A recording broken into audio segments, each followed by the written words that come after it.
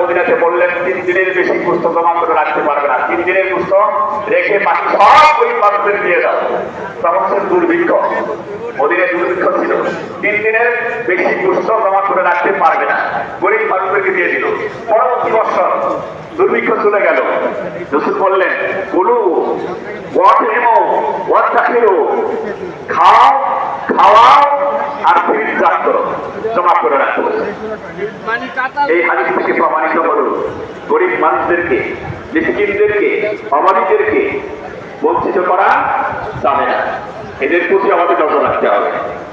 এরপরে তৃতীয় যে বিষয়টা, সেটি হচ্ছে হযরত ইব্রাহিম আলাইহিস সালাম স্বপ্নে দেখলেন। এখানে অনেক অবকাঠা আছে। আমরা আগে শুনেছি যে ইব্রাহিম আলাইহিস সালাম স্বপ্ন দেখলেন তোমার পছন্দের জিনিস কুরবানি করো। অতঃপর তিনি 100 উট কুরবানি করলেন বা 200 উট কুরবানি করলেন। আমার স্বপ্ন দেখলেন তুমি পছন্দের জিনিস কুরবানি করো। অতঃপর তিনি 100 বা 200 উট কুরবানি করলেন। আমার স্বপ্ন দেখলেন তুমি তোমার পছন্দের জিনিস কুরবানি করো। তখন তিনি ভাবলেন আমার পছন্দের জিনিস তো ইসমাইল।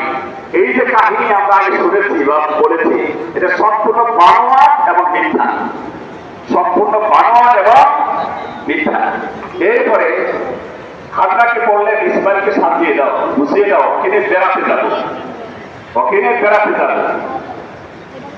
কিন্তু আসলে স্বপ্নের মাধ্যমে এসেছে ইসমাইলকে কুরবানি করার জন্য। এখন ওখানে বেড়াতে যাবো, নবীর সামনে এই কথাটা কি মানায়? নবীর সামনে কি কথাটি মানায়? এই ধরনের কথা, আজগুবি কথা, ইচ্ছা কাহিনী সম্পূর্ণ বানোয়াট।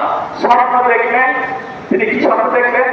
এমনি বিল মানামি আন্নী আসবাহু, এই ইসমাইল আমি স্বপ্নে দেখেছি যে তোমাকে জবাই করছি।